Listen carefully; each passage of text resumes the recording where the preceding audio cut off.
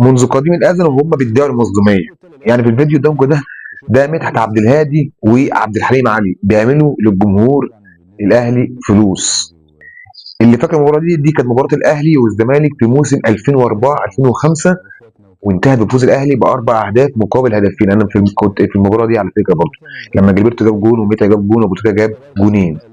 هم بقى هنا طبعا بيعملوا فلوس. فلوس لايه؟ للتحكيم. ليه بقى؟ التحكيم اجنبي، الاهلي رشي التحكيم من اجنبي، مفيش مشكله، دي مش مشكله، الاهلي رشيد، هنقول الاهلي رشيد. ولكن بقى النقطه هنا، ده كانت بدايه الجيل الذهبي للنادي الاهلي. يعني السنين اللي فاتت قبل المباراه دي اصلا كان الزمالك واخد الدوري، والاهلي قعد 4 سنين ما ياخدش الدوري. يعني الاهلي ما شافش الدوري خالص على فكره من سنه 2000، ما شافش الدوري. فيوم عم فاق وعمل فريق وعمل وبقى فريق قوي، والزمالك كان عنده مشاكل، قال لك هنا فلوس. زي ما انتم شايفين كده مدحت عبد الهادي بيعمل بايده دولارات او فلوس، وفي نفس الكلام برضو عبد الحليم علي بيعمل فلوس فلوس فلوس.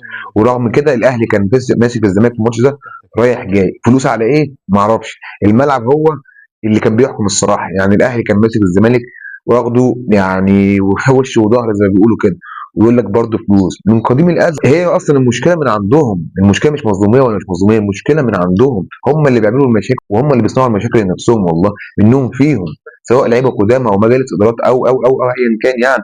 ولكن الفيديو ده بس حبيت افكركم بالمظلوميه بتاعت زمان اللي هي من 20 سنه.